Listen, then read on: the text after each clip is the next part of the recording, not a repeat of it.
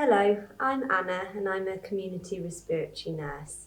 This education session is about the lungs and breathing.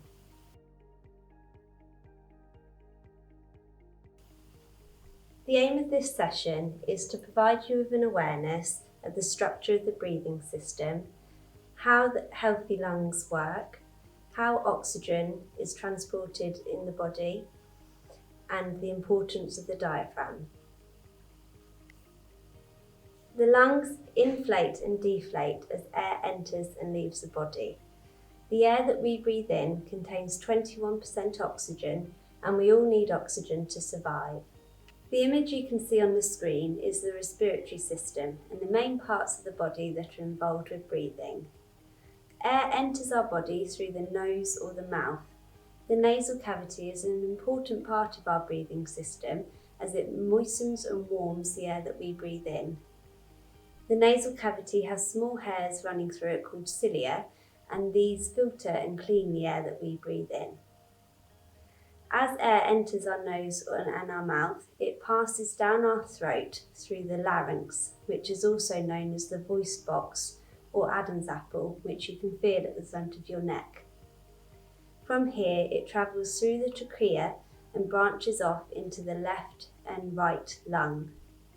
The right lung is divided into 3 sections, known as lobes, and the left lung is divided into 2. This is to accommodate space for the heart. Surrounding our lungs are our ribs. Between each ribs are muscles called intercostal muscles.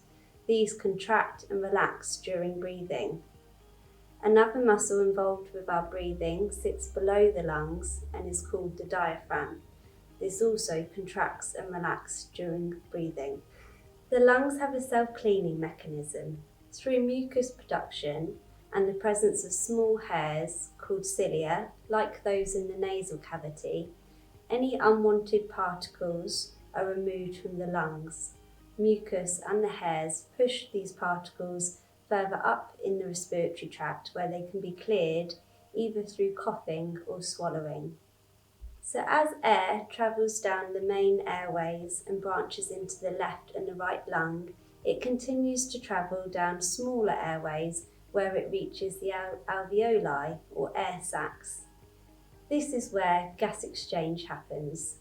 The oxygen that we breathe in is transferred from the air sacs into the bloodstream where it then travels around the body, and the waste product carbon dioxide travels from the bloodstream into the air sacs and we breathe that out.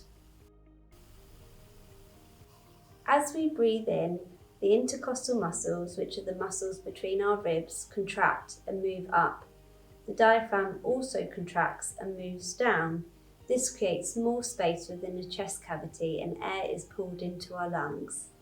As we breathe out, the intercostal muscles then relax and the rib cage moves down, and the diaphragm also relaxes so it moves up. This squeezes air out of our lungs.